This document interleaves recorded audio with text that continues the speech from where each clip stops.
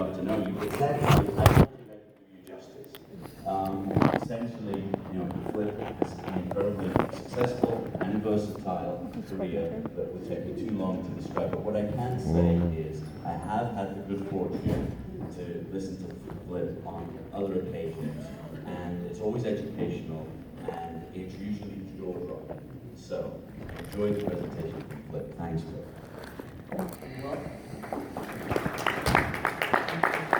I'm going to sit in front of him so I can hear it. I could take any number of what you pictures want to and do. the color of the skins would be different on Facebook. There would be errors.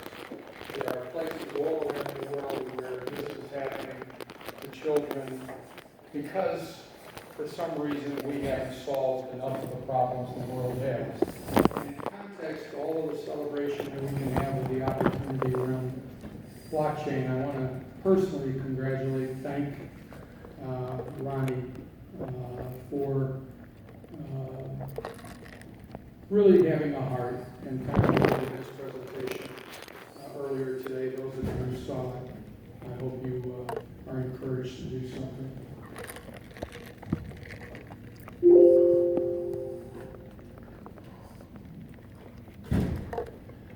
I will tell you just a little bit about my background, just to give you an idea of where this is coming from. In fact, I'll give you the background, but I'll give you a question right before that.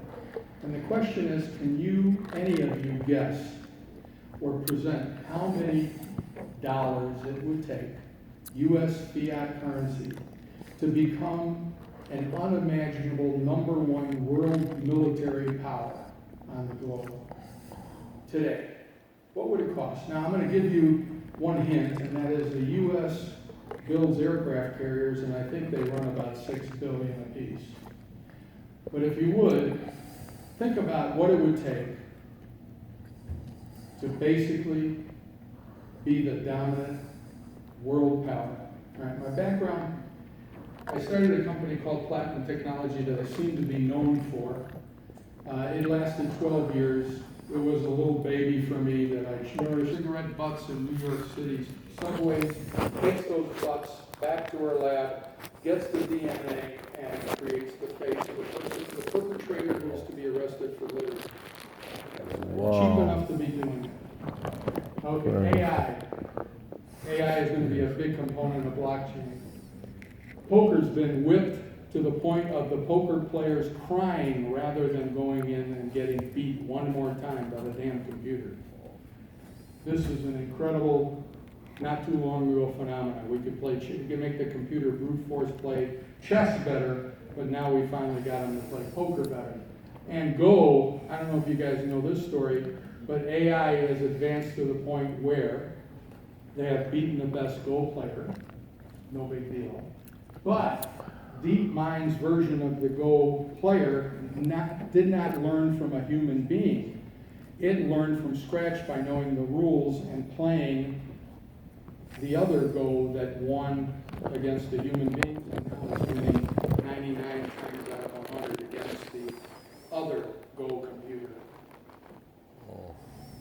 DeepMind Zero, Brute Force AI, Text.io, and now to the future. If you were to be designing a database, what would it be? In the context of this day and age, it would be a lot different than you would have done 30 years ago when databases were created. I have been involved with databases for most of my professional career, all the way back to things like Syncom's Total, Software AG, MRI, DB2, Oracle. But the first place that I think you look to find out where the revolution is this slide, where you see the people who have reinvented data storage, data usage, are the guys like Yahoo, Facebook, LinkedIn, Amazon, Netflix, all of them. All of the constraints are gone, and exponentially, if they're not going today, we're at the point where most of these constraints will go away. This is the amount of data that's being stored. Remember I was telling you, we grew up where megabytes and gigabytes and terabytes, and maybe some of us are kind of fluent with petabytes. But not many of you are exabyte, zettabyte, yottabyte, all of that familiar. But by the time a few more years go by, that's the terminology that will apply to the data sizings and data collected. Just think of when all of the cars are automated, autonomous, and are contributing all of that data in a live stream that have to be picked up. And all of the Amazon, Alexas, and you name it. So the whole world is looking for a solution, and it will be blockchain that has the ACID compliance, it's immutable, supports bidirectional time travel, no backup, no recovery of the data, it's always ultra present, it's out and available in the ether. Blockchain and Byzantine fault tolerant, high performance query and transaction rate, graph, which is a math thing. Any of you mathematicians, this is a natural made marriage in heaven. Graph with nodes and relationships are the way mathematicians think of this situation, and it is what we expect in the next generation. All of this stuff is feeding enormous amounts of data. It gets enormous value as the lawsuits and all of the trials and tribulations Facebook and Twitter and everybody else are going through right now. It isn't the fact that they have the data, it's that they have the relationships between the data that makes sense. That gives them the opportunity to really make a shitload of money. Obvious ACID compliance, for those of you who want to look it up, it's the fundamental characteristics, examples. You have to make sure the entire transaction completes so that you don't have to roll back the information for a partially completed transaction and other characteristics. Just simple graphs of what a graph database looks like.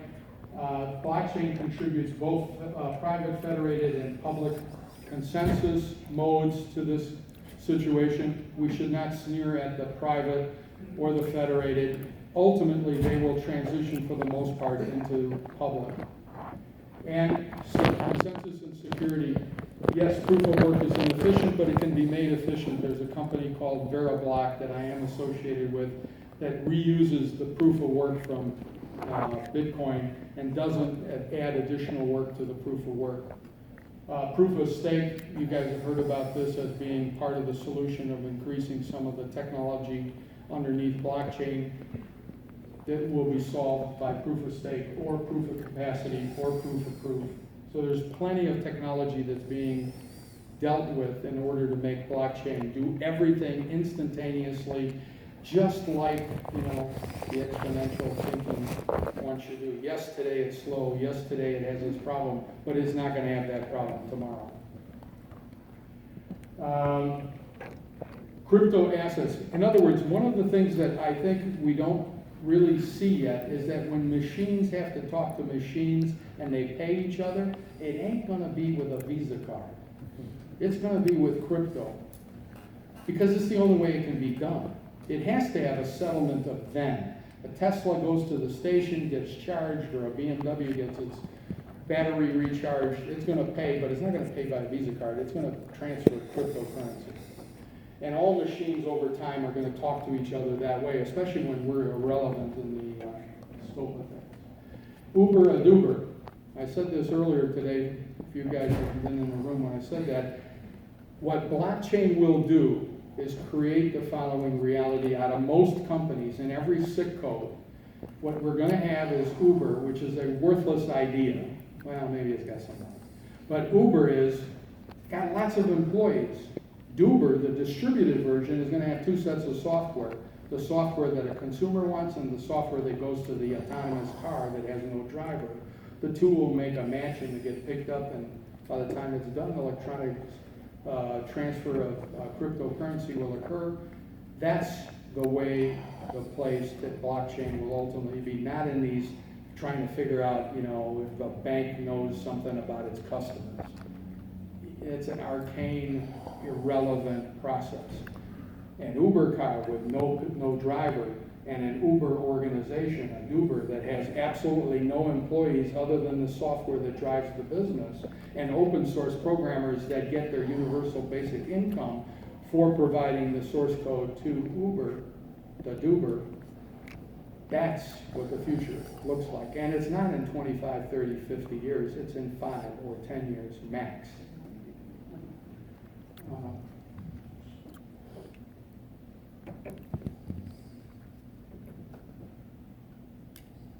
Yeah, that seems about right for this presentation. Any questions? UBI? I only do that to piss people off. I put that on the list because I know it's going to be controversial. Ultimately, I think somebody's got to come up with an answer to how to pay people who have no jobs. And one of the things that we're going to end up doing is, by being rightfully a citizen of the planet, you'll have a basic subsistence that you can use. And in fact, think about it from the standpoint of marketing. This isn't as radically socialist as you think it is. But if you think about marketing, we today spend enormous amounts of money trying to convince somebody who's watching TV, disrupting their lives by putting a commercial on their internet screen or on their TV, and forcing them to watch an ad. Why don't we just pay them to go and be a good consumer? Shit, cut out the middleman. Why have Google in there trying to make a fortune connecting advertisers and merchants and customers? If I want you to buy a Volvo, why don't I pay you some money? It's as good as my marketing. It might convince you to buy my Volvo. Except then you might find out that it's a Chinese car and you won't like it. So anyway, that's what UBI. And ultimately, UBI, Universal Basic Income, will probably come with 15 or 20 flavors, including one is almost everybody is going to have to learn how to be a programmer if they want to be productive in this society, until computers do a better job of programming than you do. But up until a point, you have to be contributing that open source to these Duber-like companies, and every SIC code will be dominated by a distributed business with no employees or very few employees, or a tenth of the employees that we have today in those businesses. Thanks for the question. Yes? For the different algorithms of all the different cryptocurrencies, proof of work, you mentioned proof of stake and proof Capacity. Yeah. Which one would be more promising in the future, you believe will survive? I think there will be a laundry list of consensus mechanisms, and when databases or blockchain databases are created, they will check and select the best and optimal proof of consensus that will work for that environment. So I don't think it will be one winner. I think it will be thousands of choices. And the right one will be picked every time a company is generated that needs it. Would agriculture be efficient at that point? Agriculture? I think that everything will be in a very highly stacked, vertical, microsystems, whatever. I've seen pictures of this stuff. I don't know much about agriculture. But I don't think agriculture is a real problem. And in fact, sometimes people say millennials are lazy because they don't want to really use certain kinds of things, like maybe make hamburgers at McDonald's. Flipping hamburgers at McDonald's. There are some jobs that are just, they're not worth doing, period. And why waste your life doing them? I mean, I think millennials are pretty smart about that.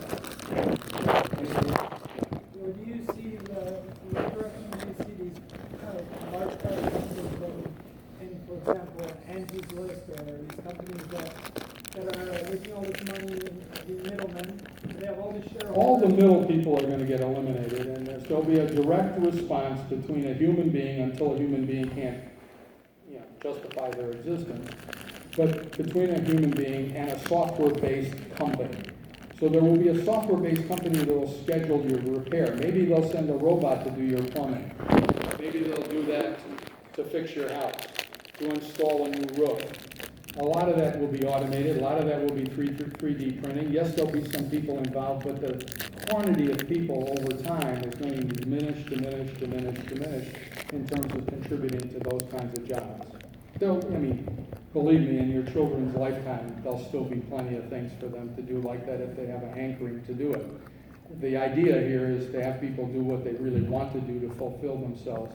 If everybody got 200 grand at the start of the year on the planet, I guarantee you, all the studies show that people, when the basic needs and necessities are off the table, they act better, they no longer steal from 7-Elevens, they never do those things. When poverty and that is addressed, they are then free to pursue what they want to do, including becoming a billionaire by creating the most ridiculously wonderful distributed systems. They're free and clear to do music, play piano until a computer does it better, which it will. Create hit songs until a computer does it better, which it already does. So you really are going to have to fight to beat the computer, kind of thing, you know? But if you can get happy doing that, go for it. Otherwise, just sit back, relax, and have a computer do all your shit work for you, you know? Because that's what they're good for. And gets paid for it. And get paid for it, sure. Doesn't that sound like utopia? I think I've got this wrong a little bit because it can't be this easy. And I'm sure that all of the experiments being done in Hawaii, for example, which is experimenting with universal basic income, Sweden, and a whole bunch of other, Finland, there will be some combination of things that will reorganize society into a way that it's workable as opposed to the way it is right now, basically framed at the seams. I'll sell for 100,000 a year, but where's it coming from? You know what? This bullshit about money can't be printed at Hearts Content absolutely left me with quantitative easing. I had no fear. The more money they printed, the better everybody was off. The economy was even better. It's just a store of dumb value, you know? It's not real. We all think of money as something really, really important. It's not. All it needs to be, in my opinion, is money just needs to be predictably scarce. That's why Bitcoin's got a good deal there. It's got to be liquid, so there's got to be a liquid market for it. And it has to have, you know, no other use, because gold, as I think you heard earlier, for those of you who listened to some of the presentations, is really a store of value primarily because it's worthless for anything else except for people like to wear gold jewelry.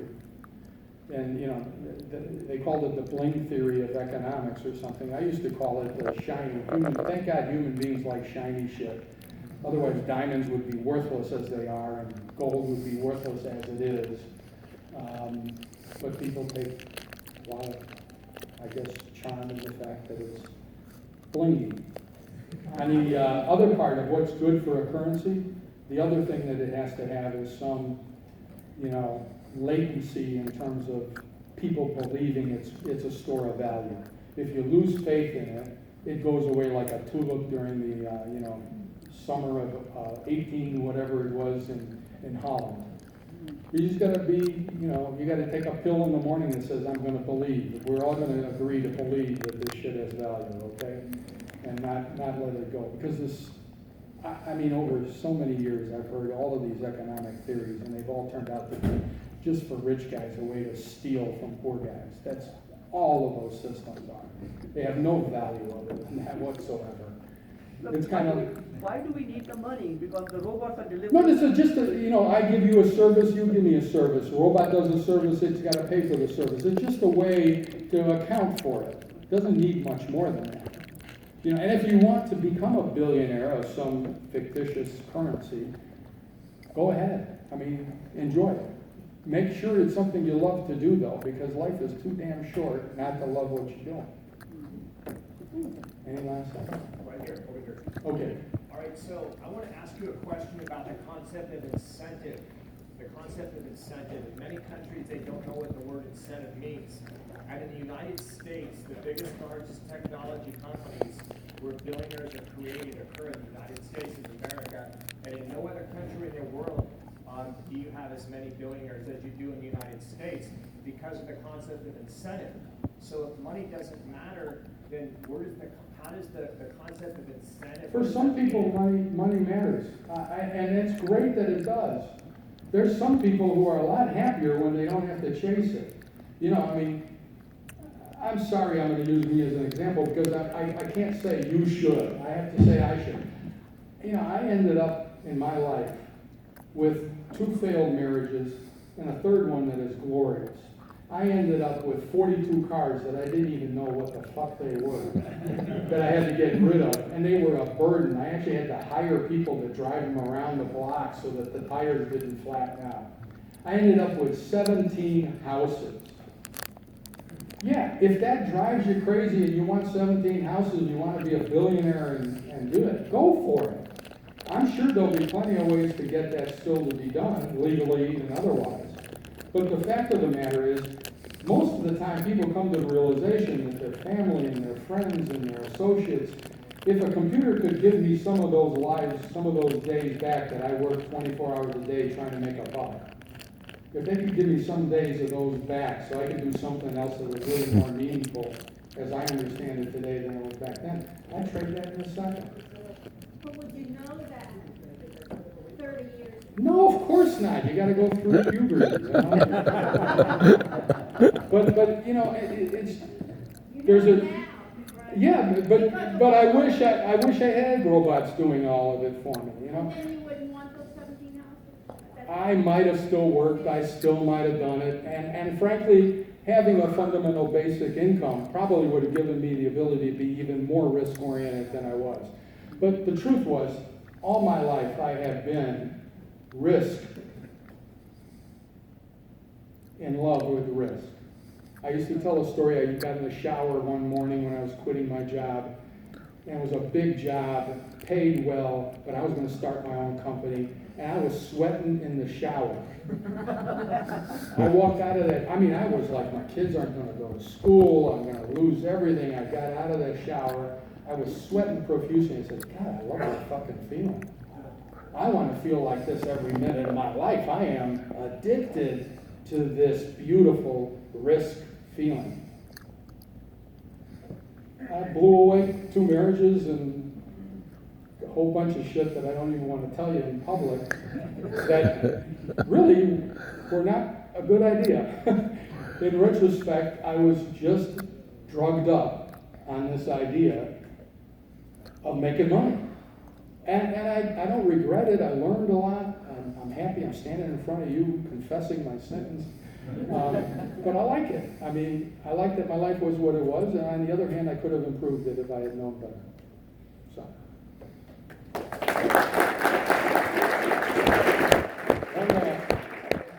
The role of government, or would that all be AI too? Like, Oh yeah, imagine that one. yeah. We could even program a Trump.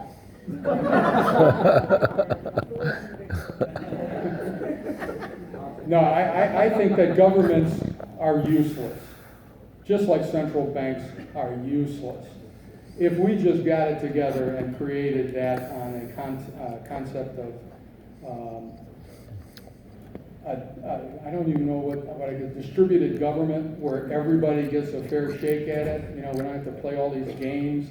I mean, I look at some of this stuff in Syria going on, and as much as my heart goes out to the Syrian kids and the people who are taking the brunt of that, I look at it and I say there's 2 guys, Putin and Trump, who are basically arranging to create some potholes in a known destination of an airfield where everybody gets out of the way. They spend $200 million blowing a hole in the runway.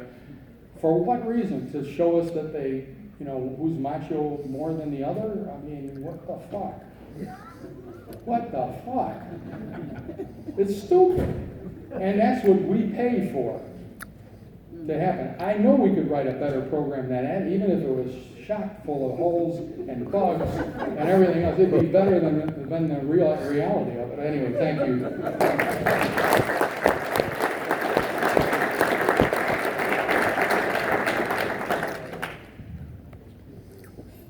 Test. Thank you, Andrew. You have one line that you should add to your presentation from now on, Andrew. 100 years ago, people worked 80 hours a week. 50 years ago, they were working 60 hours a week. Now we work 40 hours a week. And if everything that Andrew is saying is true,